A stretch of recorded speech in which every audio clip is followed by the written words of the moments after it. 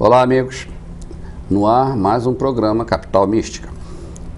Hoje eu tenho um assunto bastante interessante para apresentar a vocês. Nós vamos falar sobre a obra e sobre a vida de um escritor muito famoso, de origem francesa, e que há muitos anos atrás ele costumava vir aqui a Florianópolis a trabalho e se transformou com o tempo numa figura mítica. O nome dele, Antoine de Saint-Exupéry. Ele escreveu vários livros, o principal deles, pelo qual ele é mais conhecido, é O Pequeno Príncipe. Para falar sobre esse tema, eu, por acaso, descobri uma especialista que está aqui em Florianópolis há 6 meses e ela está fazendo um trabalho de pós-doutorado numa área específica, e ocorreu o acaso de eu saber que ela é especialista em Saint-Exupéry. Então, eu não podia perder a oportunidade de trazê-la aqui para o nosso programa e brindar aos telespectadores um pouco do conhecimento da vida e da obra dessa pessoa excepcional. Portanto, eu quero apresentar a vocês a minha convidada especial deste programa hoje, chamada Mônica Cristina Correa. Mônica, seja bem-vinda, é um prazer tê-la aqui. E, puxa, eu gosto muito de saber sobre as pessoas. Então, o meu objetivo maior é saber sobre Antoine de Saint-Exupéry. Mas também te confesso que eu estou muito curioso para saber um pouco sobre você, sobre a pessoa de Mônica Cristina Correa. Então, antes de adentrarmos no assunto principal, eu gostaria que você me falasse um pouco de você. O que é que você é, o que é que você faz e, principalmente, como você dirigiu a sua vida e o seu trabalho a pesquisar a obra dessa figura. Bom, eu agradeço primeiro o seu convite e já é um prazer estar aqui.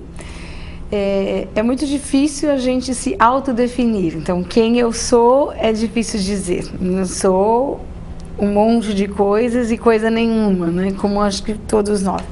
Mas, enfim, com relação ao que eu faço, é um pouco mais fácil dizer. Eu me formei pela USP em Língua e Literatura, eu fiz português, italiano e francês, e acabei direcionando toda a minha vida para o francês. Então, eu fiz mestrado em tradução literária, também na USP, e doutorado na área de literatura francesa, pesquisando bastante sobre as relações literárias entre o Brasil e a França, a presença brasileira na literatura francesa. Então, autores franceses que tratavam do tema Brasil e brasileiros, desde os primórdios, os primeiros escritores, até os escritores contemporâneos. É nessa área que eu estou fazendo também o meu pós-doutorado. E em 2006 eu vim para cá, 2005 para 2006 eu vim com a minha irmã de férias para cá, e fazia 20 anos que eu não punha os pés em Florianópolis. Então, para mim, Florianópolis era uma coisa a ser reconhecida. E eu vim, era época de Natal, e nós havíamos reservado uma pousada na Lagoa da Conceição, que era para nós um lugar mais icônico, digamos, um lugar que a gente sabia que era bastante movimentado, que tinha uma história, um ponto turístico mesmo de Florianópolis. Acontece que a dona dessa pousada perdeu as nossas reservas. E a gente havia já depositado o dinheiro, foi um pouco tumultuado e mesmo assim foi solucionado. De que maneira? Ela acabou nos encaminhando para uma outra pousada, que era a pousada Zé Perry. E quando ela me disse pousada Zé Perry, me soou francês. como de fato é. Aí ela disse, é um piloto aí que descia no Campeche e o dono lá vai te contar. Então nós nos dirigimos para a pousada Zé Perry, que fica na Avenida Campeche, e com essa curiosidade, mas na minha cabeça Zé Perry era uma junção de nomes, uma aglutinação. O dono da pousada se chamaria Zé, o José, e esse Perry era o tal piloto francês. Então, Zé Perry deu lá uma aglutinação. Então, quando eu já estava instalada, eu perguntei, eu disse, você é o Zé? E ele falou, eu não, eu sou o Gerson. Eu disse, mas então quem é Zé? Zé, é o Zé Perry, ele dizia. Ele falava, mas quem é Zé Perry? É um piloto francês que descia aqui em 1920. E eu fiquei assim, intrigada, olhando para ele. Mas que piloto francês que chamava Zé Perry? Zé Perry. Aí ele me disse, não, mas era o piloto LDC. Eu falei, olha, eu vou te dizer uma coisa, eu entendo bastante de francês. Ele não se chamava Zé. Ele dizia, mas é o autor do Pequeno Príncipe. Eu falei, bom, Antoine de Saint-Exupéry. Fiquei chocada. Ele me disse, então, Zé Perry. Aí ele me disse que realmente aqui ele ficou conhecido como Zé Perry, que havia o filho de um pescador que tinha escrito um livro contando da passagem de Saint-Exupéry por Santa Catarina, em especial Campeche, e que na verdade quem conheceu Saint-Exupéry foi o pai desse pescador, mas que quem recuperou a história era ele mesmo, o Getúlio Inácio. Então eu pedi que ele me levasse até o Getúlio, porque obviamente essa história cruzava o meu caminho de uma maneira muito interessante. Eu, muito ligada à França e à literatura francesa, especialmente as relações dessa literatura, dessa visão de um país para outro, entre a França e o Brasil, no caso. Então, essa relação era mais uma para o campo dos meus estudos. Sim. E aí, ele me levou no Getúlio, que mora na Rua das Corticeiras, que é logo ao lado da Avenida Campeche, muito perto da praia do Campeche. Uhum. Travessa da Avenida Pequeno Príncipe, e quando eu vi lá a Avenida Pequeno Príncipe, eu fiquei abismada com a força que isso tudo tinha ali naquele lugar bucólico, naquele lugar praticamente rural, que o Campeche ainda tem muitas características de área rural. E eu fui até o Getúlio conversar. Então ele me contou um pouco dessa aventura, dessa história, que o pai dele, na verdade, havia se ligado de amizade, em amizade com Saint-Exupéry, na ocasião dessas passagens. Mas eram poucos dados. Ele me ofereceu o livrinho dele, e eu perguntei se ninguém nunca havia levado essa história ao conhecimento dos herdeiros de Saint-Exupéry. Até então, eu conhecia Saint-Exupéry como professora, ou seja, eu havia lido alguns livros dele, O Terra dos Homens, O Voo Noturno e O Pequeno Príncipe, e que a gente usa muito para os alunos. A gente pede a leitura, depois faz uma discussão literária, enfim, faz um estudo. Então, eu tinha um conhecimento muito leve, digamos, do Saint-Exupéry. Sabia, por exemplo, que ele não tinha deixado filhos, mas que havia uma família herdeira, até porque, nas minhas viagens à França, eu constatei que aos produtos derivados, então são bonequinhos, são toda sorte de objetos, a gente tem abajures, a gente tem lençol, a gente tem tudo com a temática Pequeno Príncipe. Uhum. Então, eu sabia que herdeiros havia e que isso rendia ainda algum dinheiro para a família, além dos direitos autorais. Então, eu perguntei ao Getúlio se ninguém sabia, ninguém tinha levado essa história de Florianópolis ao conhecimento da família, e ele disse que não. E eu saí com o compromisso, dei a minha palavra de que eu procuraria fazer isso. Sim. Voltei para São Paulo, escrevi um e-mail no site oficial do Saint-Exupéry, que eu procurei como qualquer pessoa procuraria. Escrevi à família contando que tinha descoberto essa história e perguntando se eles estavam cientes. E eles me procuraram porque eles não conheciam essa passagem do Saint-Exupéry por aqui. Mas, obviamente, eles não ficaram tão surpresos porque Saint-Exupéry, assim, sobrevoou a costa brasileira, esteve na América do Sul, então isso não é uma coisa fora do normal. Apenas que a ligação com o seu Deca, o pai de Getúlio, que era pescador, é uma ligação inusitada, é uma coisa diferenciada. Então a família se interessou e me perguntou se eu sabia que 2006 era justamente o aniversário de 60 anos de publicação do Pequeno Príncipe. Então isso me deu o chamado gancho jornalístico para propor a matéria na então revista Entre Livros, e eu propus escrever essa história. Saiu com o título A Conexão Brasileira de Saint-Exupéry, Florianópolis. Eu conto um pouco dessa história e tive a oportunidade de ir à França em julho, e aí sim encontrei pessoalmente a família de Saint-Exupéry, sobrinha neta, e o escritório que se chama Succession pour l'œuvre la mémoire de Saint-Exupéry, que cuida justamente da memória de Saint-Exupéry. Isso, exatamente. E aí eles gostaram muito de saber desse empenho que eu tinha tido em divulgar um pouco mais da conexão, como eles chamaram, com Florianópolis. E depois disso, foram coisas concomitantes. Eu já também me apaixonei por Florianópolis. É difícil uma pessoa que não se apaixone por Florianópolis. É impossível, né? Eu diria, né? Exato. Eu chamo isso aqui da Ilha da Magia, né? Acho que a magia não é magia de se fazer abracadabras e outras coisas, embora hajam lendas ou histórias reais de bruxas que antigamente existiam por aqui, ou quem sabe até ainda existem, só que elas estão mais enrustidas. Mas, na realidade, eu acho que a Ilha da Magia é porque essa magia dela, ela encanta qualquer pessoa que venha para cá visitar, e muita gente sai daqui dizendo, ainda vou voltar para morar em Florianópolis. Pois é, eu fiz isso, exatamente isso. Bom, meus amigos, olha, já viram que temos assunto muito interessante, e para se bobear nem um programa só, porque aqui tem muita coisa para se falar. Vamos para os nossos comerciais e já voltamos rápido. Muito bem, amigos, estamos de volta entrevistando uma especialista em Antoine Saint-Exupéry, Mônica Cristina Correia. Mônica, olha, bem interessante essa tua história, esse contato pioneiro que você fez como representante brasileira lá com a família de Saint-Exupéry. A família deles mora em Paris mesmo? Na verdade, só parte da família, só parcialmente eles moram em Paris.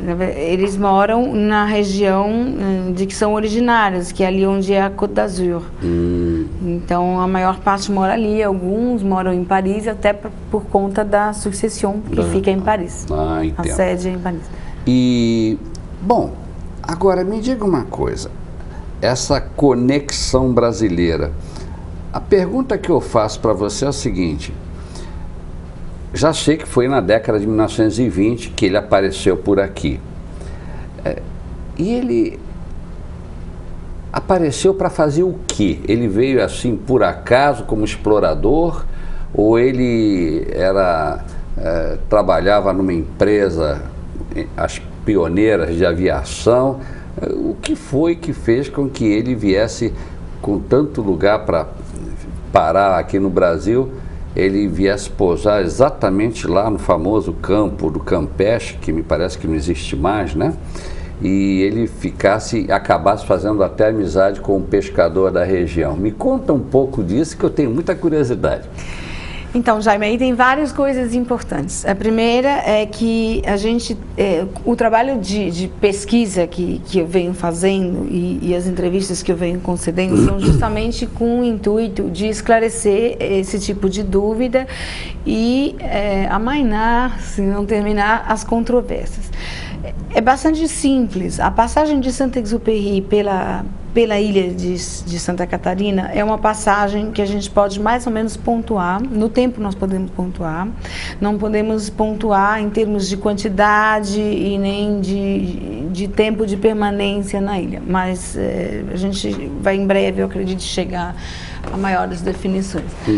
O que eu posso explicar é que o Saint-Exupéry trabalhou para uma companhia aérea francesa de entrega de correio aéreo francês, que à época, na década de 20, foi a maior do mundo, que é a Compagnie Générale Aéropostale, ou Aeroposta e Aeropostal. A Aeroposta Argentina tinha sede em Buenos Aires. Então, o que aconteceu? Depois da Primeira Guerra Mundial, vários jovens que pilotaram aqueles precários aviões ficaram desempregados, sem exatamente o que fazer, e um grande empresário, que era o Pierre-Georges Latécoère, teve uma louca ideia para a época, que era de fazer o transporte de correio via aérea da França para suas colônias africanas. Era uma coisa assim, para a época, muito difícil, porque os aviões eram verdadeiros teco-tecos, os aviões muito precários, né? Sim. Mas ele era um visionário, alguém muito assim, insistente, persistente, e levou avante os seus planos e montou uma fábrica de aviões, e essa companhia, que ainda não se chamava Aéropostale, mas em Montaudran, em Toulouse. E com isso ele acabou contratando vários desses pilotos que tinham ficado desempregados, todos muito jovens, né? Eram mocinhos de 23, 24, 25 anos. E o Saint-Exupéry é um desses pilotos, não porque ele tivesse combatido na Primeira Guerra, mas porque ele já tinha feito uma formação para piloto, ainda bastante inicial, a gente pode dizer. Mas aí ele veio e foi integrado à companhia aérea de correios do Latécoère, e logo ele acabou recebendo uma missão quase que diplomática na África. Por quê? Porque para passar o correio da França para a África, além das complicações com os aviões, havia mouros dissidentes no Marrocos, que atacavam os aviadores franceses. Então, só pela sua personalidade, ele consegue contemporizar esses atritos, porque os pilotos eram presos, sequestrados, na verdade, pelos mouros, que pediam resgates muito pesados, em valores, né, em dinheiro, ou matavam os pilotos, e mataram alguns deles, foi terrível. Então, Saint-Exupéry consegue se comunicar com os mouros, ele acaba vivendo 2 anos numa tenda, numa cabana que ele mesmo constrói ao lado do fortinho espanhol, e isso dá a Saint-Exupéry uma experiência ainda mais diferenciada, eu diria. Depois, a companhia do Latécoère é vendida, em 95% das ações dessa companhia serão compradas por um outro empresário francês, que é o Marcel Boulloux-Lafon, que já morava no Brasil, que inclusive é o empresário que fez o Porto da Bahia, que fez várias ferrovias, bancos no Brasil, e que acabou sendo convencido pelo Latécoère, que tinha muitas dificuldades para estender aqui para a América do Sul, a abrir caminho. E foi o que o Lafon acabou adquirindo por 95%, né, das ações, e acabou rebatizando a companhia, aí sim, de Compagnie Générale Aéropostale, e estendeu para a América do Sul. De que maneira? Os aviões não cruzavam os oceanos, porque, obviamente, cruzar o oceano, o Atlântico Sul ou o Norte, era uma coisa muito difícil, e eles não tinham essa autonomia de voo.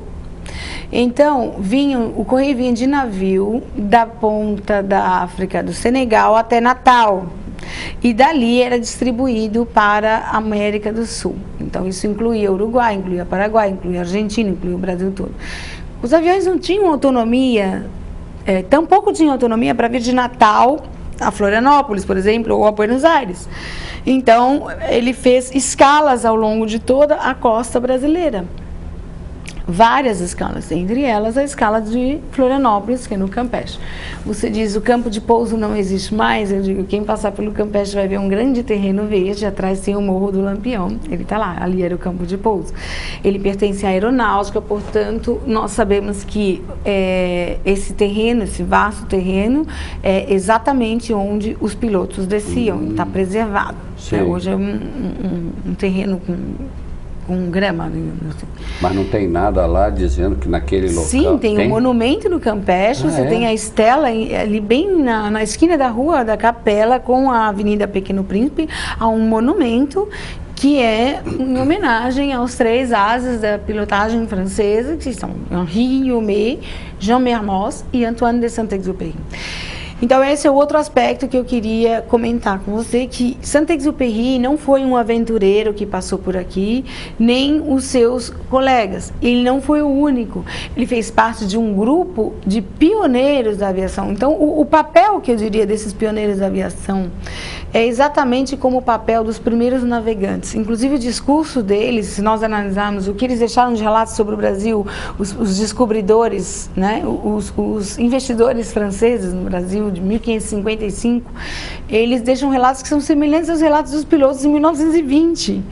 A visão que eles têm do Brasil, bastante idílica e também temerosa, de um mundo de um mundo acolhedor e hostil ao mesmo tempo, Entendo. Contraditório, exótico, é muito parecido. Então, eram aventureiros no sentido de que eles arriscaram a vida para pilotar esses estranhos objetos voadores, eu diria. Ainda não eram propriamente aviões, mas para entregar esse correio com muita responsabilidade e tudo. Então, a autonomia dos aviões sendo muito pequena, normalmente de Natal a Buenos Aires, os aviões faziam todas as escalas ao longo da costa brasileira. E uma pergunta, não sei se você tem condição de me dizer, eram aviões monomotores, bimotores? Eu acho, eu não tenho conhecimento técnico, eu sei, posso dizer, tem o monomotor e bimotor, já eram os bimotores. Eu posso dizer o modelo dos aviões que eles usaram aqui, ainda foi o Breguet 14 no começo, depois o Laté 26 e assim por diante. Como eu não tenho conhecimento nenhum de técnica e engenharia... E você sabe, digamos, a autonomia que cada avião tinha de um pouso ao outro? Olha, é bem pouco, assim, o Breguet era bem pouco, mas, por exemplo, eu dou um exemplo do que ele não tinha e a gente chegava do Rio de Janeiro a Buenos Aires. Tinha de passar por Santos, depois passava por Florianópolis, Porto Alegre, Pelotas, até chegar a Buenos Aires. Buenos Aires, aí quando Saint-Exupéry veio para a América do Sul, foi mandado para a América do Sul, ele veio de navio diretamente para Buenos Aires. E ele tomou o posto de chefe da Aeroposta Argentina. Era uma espécie de filial, uma parte da Aeropostal. E a rota de Saint-Exupéry é a Patagônia, não é o Brasil. Então, como é que Saint-Exupéry vem parar aqui no Campeche? Porque foi um período muito especial da vida dele, novamente, tinha vindo do deserto, ele não se adaptou a Buenos Aires. Ele não gostava, detestava Buenos Aires, achava muito barulhento. É óbvio, ele passou 2 anos vivendo numa cabana no Saara, e aí Buenos Aires para ele era uma confusão. E ele, não gostando disso, acabou fazendo voos aleatórios também, entre os outros voos que ele tinha de fazer. E aí, Florianópolis era bem perto. Olha, que história. Eu confesso que sobre essa parte eu sei muito pouco. E, olha, eu confesso que eu vou dar um pulo lá no Campeche um fim de semana desses para fuçar um pouco mais. Quero ver esse monumento, inclusive. Todas as pessoas de Florianópolis e também os turistas devem fazer. Porque é um ponto turístico e que eu saiba, pouca gente fala disso, não sabia. Obrigado pelas informações, amiga. Meus amigos, tá interessante, não tá? Eu particularmente estou adorando. Espero que vocês também estejam. Estamos indo para mais um intervalo. Voltamos logo, logo. Muito bem, amigos. Novamente de volta. E para constar, estamos entrevistando a especialista em Antoine de Saint-Exupéry, Mônica Cristina Correa. Mônica, puxa, que histórias interessantes. Quer dizer que só sobrou então o campo, sobrou o campo, lá no Campeche, de recordação do tempo Saint-Exupéry, e também posteriormente se fez ali perto da Avenida do Pequeno Príncipe, no bairro Campeche, um monumento, né? A passagem dele por aqui. Não tem mais nada.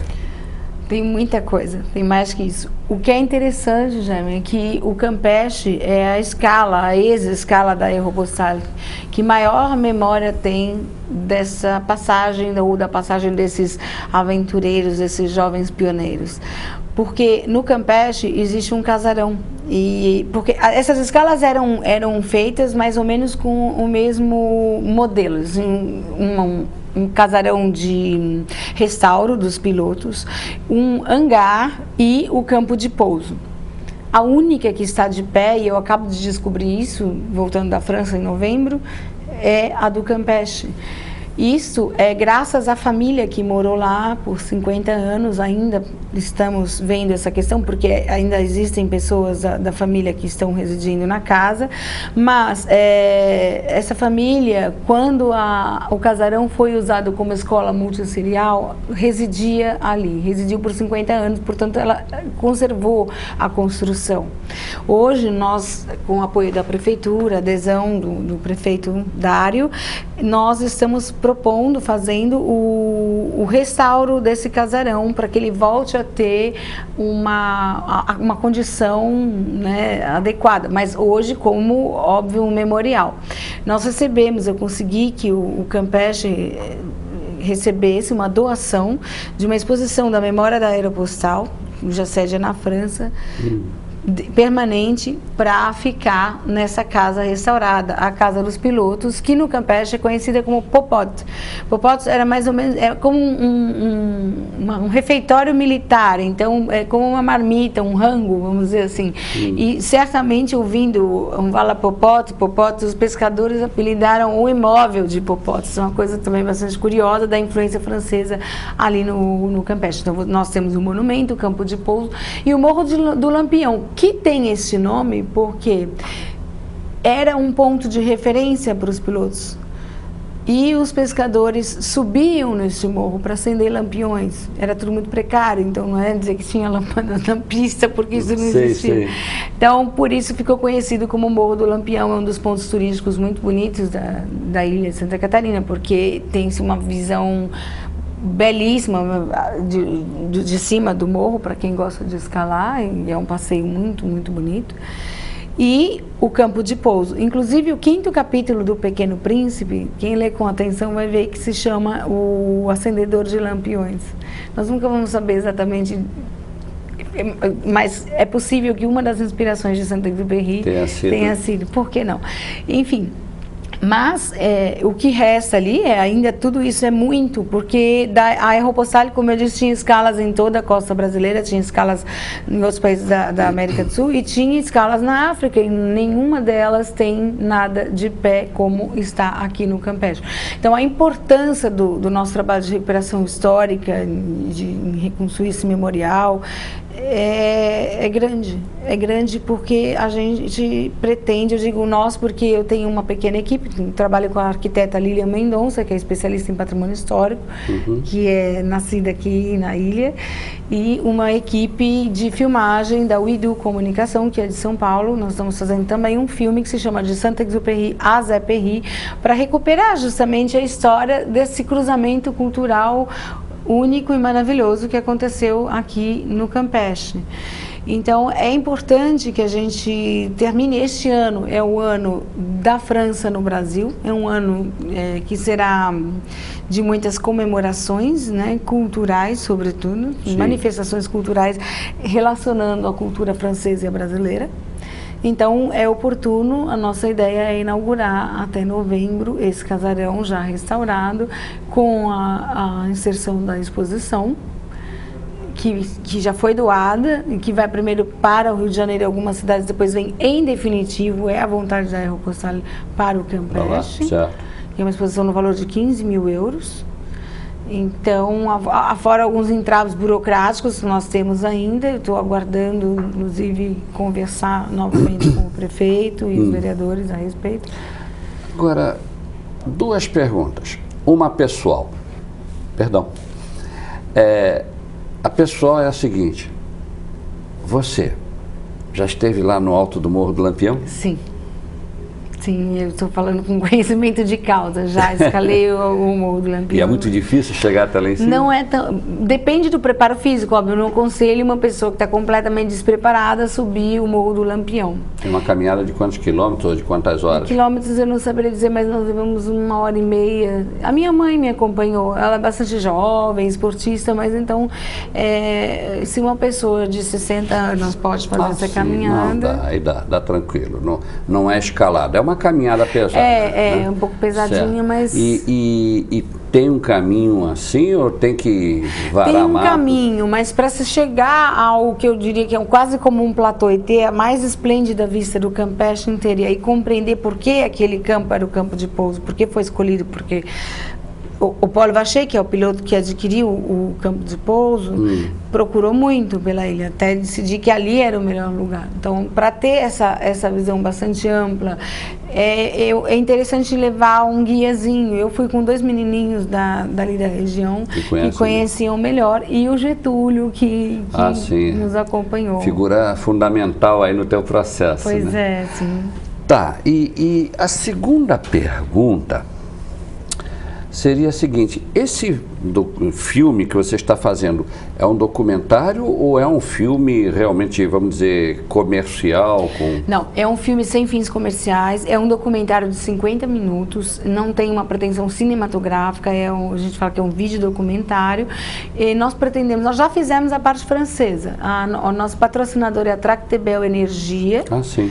E também do Restauro do Casarão é a Tractebel Energia, mas nós tivemos outros apoios. Eu tive apoio da Air France, que nos doou as passagens para a equipe de 4 pessoas.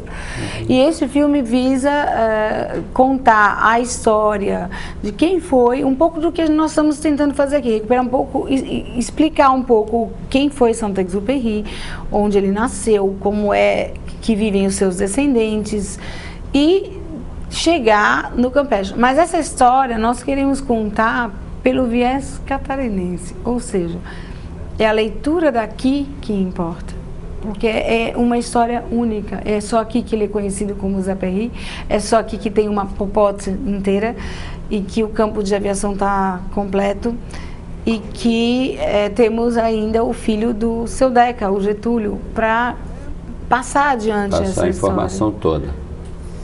E seria muito difícil, quem sabe, olha uma ideia doida que passou pela minha cabeça, se conseguir uma réplica, quem sabe, ou até uma aeronave igual a que ele pilotava, né? Sim, não é difícil, nós já até conseguimos. Uma réplica muito interessante, uma maquete desses aviões, tanto do Breguet 14 como do Laté 26, podem ser vistas agora, porque nós fizemos já para a FENA Ostra, a convite do Edson Lemos, do IGEOF, porque o IGEOF foi o organizador da FENA Ostra. E o Edson Lemos, que é o superintendente, me convidou para fazer uma exposição com o mesmo título do nosso projeto, de Saint-Exupéry a Exupéry. E essa exposição conta um pouco dessa história que eu estou contando aqui. São muitas fotos, são muitas, tanto do lado de cá como do lado de lá. E nessa exposição, um aeromodelista aqui da ilha, engenheiro Carlos Eduardo Porto, levou 2 maquetes de avião, o Laté e o Breguet.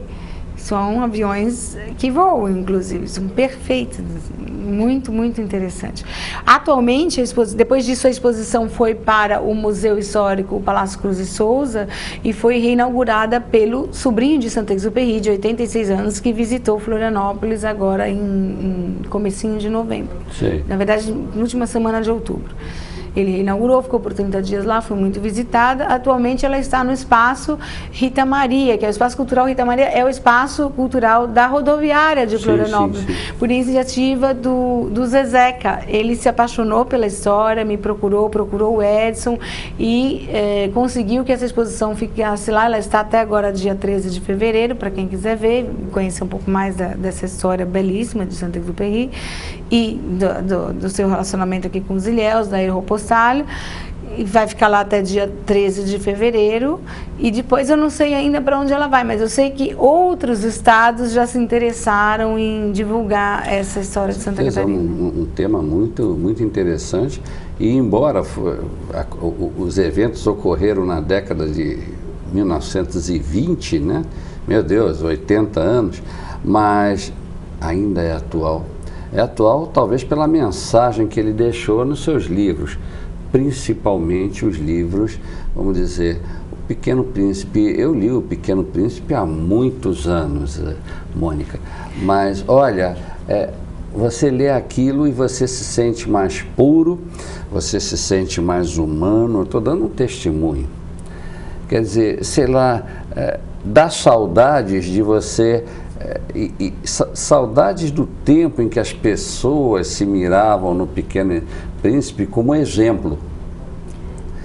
E dá pena de que hoje, do jeito que a humanidade está caminhando, a gente já não encontre muitas pessoas com a pureza de alma do Pequeno Príncipe.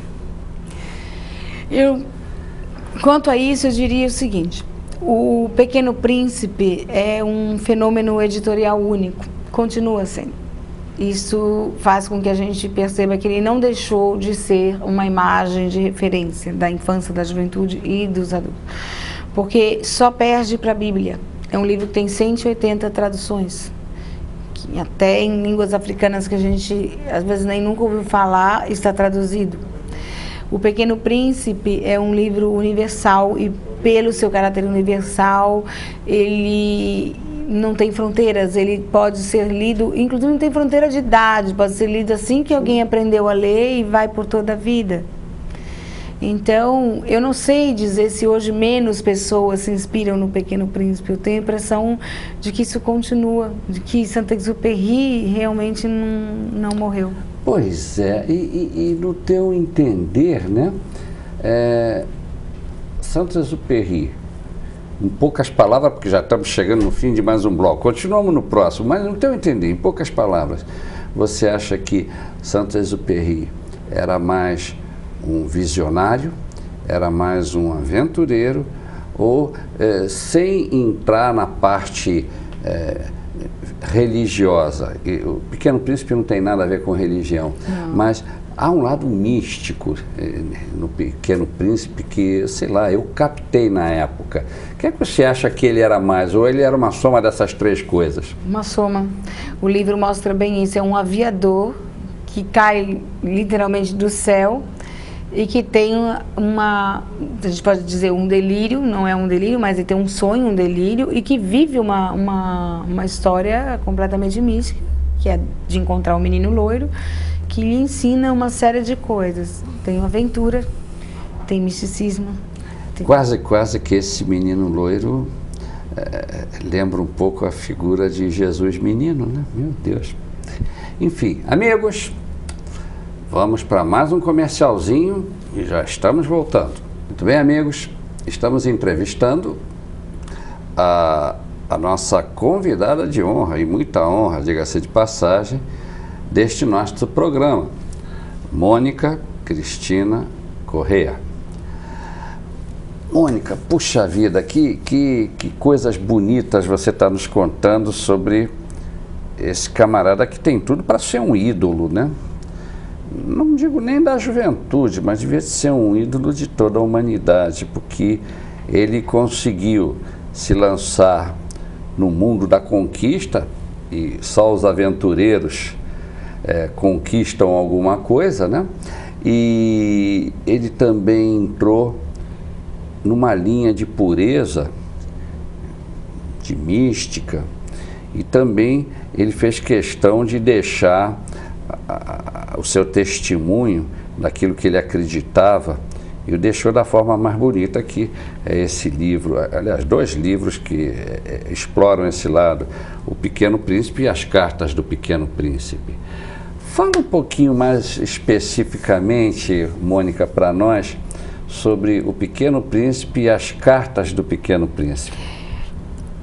O que acontece é que, eu acho que O Pequeno Príncipe aí é o ponto central, é mais importante do que qualquer outra coisa, porque nós temos uma espécie de síntese do estado de alma de Saint-Exupéry naquele momento. Então eu vou fazer um pouquinho mais, falar um pouquinho mais sobre isso. O livro foi escrito O livro tem algumas coisas, um pouco do misticismo, só para lembrar, o Pequeno Príncipe vê 44 pôres de sol, é exatamente a idade de Saint-Exupéry. Ele morre aos 44 anos, em batalha pela França, na Segunda Guerra, porque ele nasceu em 1900 e ele morre em 1944. O primeiro ponto, ele não foi escrito na França, ele foi escrito nesse exílio voluntário que Saint-Exupéry teve nos Estados Unidos. Em 1942 ele vai para os Estados Unidos, em 43 ele escreve O Pequeno Príncipe. Ele chorava muito durante a redação do Pequeno Príncipe, ele estava numa profunda depressão de ver o estado da guerra e das coisas. Do mundo, né? Se dilacerando, se digladiando daquela forma e ele não conseguia se fazer entender. Ele tinha, embora ele fosse muito especial, ele tinha, o fato dele ter se colocado como apolítico gerou muitos problemas. Já vinha trazendo problemas. Até o fato dele ser escritor dentro da aviação criou complicações com os colegas, né? O Voo Noturno, ele lamenta muito por ter escrito a um determinado ponto, porque ele é muito criticado, que, assim, como alguém que se promoveu em cima dos segredos da aviação, daquela relação que era quase uma relação de cavaleirismo, e que era, na verdade, cavaleiresca mesmo, como era na Idade Média.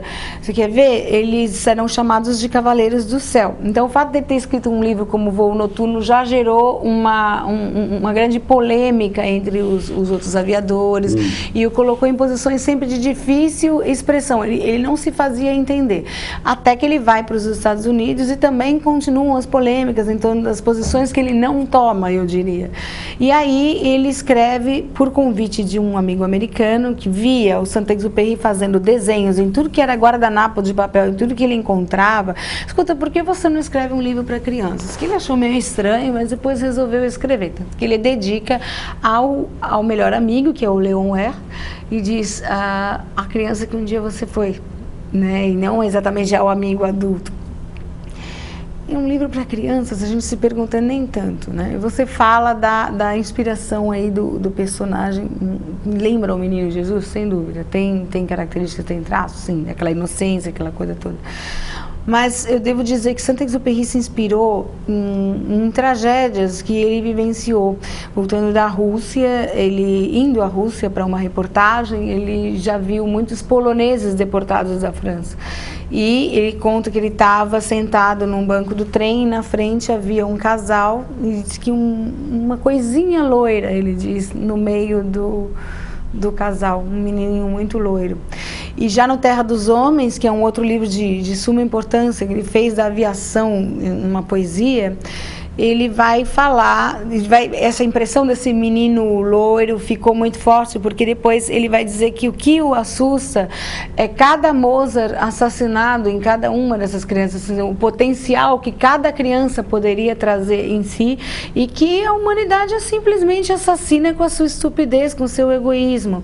Então, O Pequeno Príncipe é uma intensa...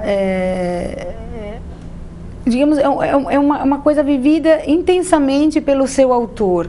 É um ponto para o qual em todas as suas inspirações e as suas vivências. Ele tinha sofrido acidentes, ele tinha estava vendo a Segunda Guerra já acontecer, mundial. Ele tinha perdido todos os amigos adorados, o Henri Guillaumet e o Jean Mermoz, sobre os quais ele fala largamente no livro Terra dos Homens, tinham morrido de maneira brutal em acidentes aéreos. Então, é um momento, o casamento estava em crise, ele amava Consuelo, mas ele tinha também lá muitas amantes, muitas mulheres presentes na sua vida. Então, é um momento muito difícil. E, principalmente, ele amava voar. Ele está com muitas dificuldades, está bastante impossibilitado, porque devido aos acidentes que ele sofreu, ele tinha dificuldade até para pôr a roupa, ele era muito alto. Já para caber nas cabines era complicado. Saint-Exupéry tinha quase 2 metros de altura. Então, ele já voava com dificuldade. E a morte de Saint-Exupéry também tem uma ligação com essa obra que ele deixou. É incrível, por isso muita gente dizia que o Saint-Exupéry deixou no Pequeno Príncipe uma visão mística, uma coisa visionária, porque além dos 44 pôres de sol, parece que há várias coisas que se ligam à sua morte já. O Pequeno Príncipe termina com a partida do Pequeno Príncipe para o seu planeta, não sei se você lembra, mas nessa partida ele faz um pacto com uma serpente no deserto que vem lhe picar, vem picá-lo, e aí ele com essa picada, ele diz, cai como cai uma árvore sem fazer nenhum barulho por causa da areia, porque ele vai mudar de planeta e ele não pode levar esse corpo que é pesado demais. É toda uma alusão à questão da nossa da nossa morte, né? Para quem acredita que a morte é uma viagem para um outro lugar, você tem que se desfazer deste corpo. Então, talvez fosse essa a maneira de ver do Saint-Exupéry. De toda maneira, ele telefona a um amigo quando acaba de redigir e ele mesmo chora muito, está em pranto. Assim. Ele também caiu sem fazer barulho no fundo da areia, porque Saint-Exupéry caiu no mar. E pairou um mistério sobre a sua morte por 60 anos. Esse mistério foi desvendado agora. Ele desapareceu. Em 2002, na verdade, não foi um achado aleatório, foi outra vez uma coisa que liga a sua vida a pescadores, eu sempre digo isso. Seu Deca era um pescador que fez com que com a sua memória, com a sua humildade, fez com que toda uma história do Campeche fosse recuperada. Eu digo, eu sou a garimpeira dessa história, mas ela se deve a esse humilde pescador que foi o Seu Deca, que infelizmente eu não conheci, mas que me deixou um legado, para mim é um legado, porque como pesquisadora eu me encantei pelo que ele deixou relatado, pelo Getúlio, que conseguiu passar, e que me levou a toda essa pesquisa e a saber um pouco mais da questão do Campeche, da aeropostal, dos companheiros, do que foi tudo isso. Então, da mesma forma, um outro pescador humilde lá em Marsella trouxe na rede um bracelete escrito Antônio de Saint-Exupéry. Esse bracelete, depois de autentificado, foi todo um processo de saber se era autêntico ou não, levou aos destroços do seu avião no mar Mediterrâneo, ao lado de uma ilha, da ilha de Rio. Acharam os destroços do avião. Hoje nós sabemos que ele morreu ali. Não sabíamos. Em que região fica isso? No sul da França, na Côte d'Azur. Onde ele passou também a infância. O avião dele caiu lá porque era um combate? Ele insistiu muito para retomar suas missões de reconhecimento, ele queria colaborar para que aquilo tudo acabasse, enfim. Na quinta missão, que é uma missão de reconhecimento, ele deveria estar mais ou menos na região de Lyon. Ninguém sabe o que ele estava fazendo até hoje ali em Marseille. Então, a quinta missão seria a última, pelo simples fato de que o chefe disse, chega de Saint-Exupéry voando, ele não está mais em condições, vamos encerrar porque nós vamos perder esse homem. Então, nós vamos revelar a Saint-Exupéry segredos de guerra, sob tortura, ele poderia revelar esses segredos, não poderia ser preso, então não poderia voar. Então eles decidiram, dessas 5 missões, agora ele faz essa última, em 31 de julho de 1954, ele descendo, a gente diz a ele que ele não vai mais voar, e ele não desceu mais. Muito bem, amigos, olha, com que pena eu digo que o nosso tempo está acabando. Eu ouso te fazer um convite para muito em breve, mas quando eu falo muito em breve, é muito em breve mesmo. Eu gostaria de continuar essa entrevista porque eu acredito que eu não estou satisfeito só com o que eu ouvi. E eu garanto que meus telespectadores também não estão, porque isso é que é assunto, né, gente? Vamos lá. Então, amiga, estás convidada novamente. Aceitaria vir? Aceitaria. Será um prazer, então, receber. Dentro do meu limite, do que eu posso Não, com trazer. certeza. Olha, ainda tem muita coisa para sair de dentro dessa cabeça privilegiada como é a sua. Quero te agradecer imensamente a tua presença. Seja bem-vindo ao programa sempre que quiser. Obrigada. E pode ter certeza que eu vou te convidar novamente, bem rápido. Virei.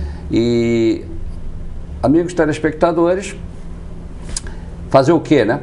Só me resta desejar para vocês uma ótima semana, pensarem bastante nessa figura humana que foi Antônio de Saint-Exupéry e leiam O Pequeno Príncipe. Meu Deus, vocês vão dar um mergulho para lavar um pouco a alma de vocês.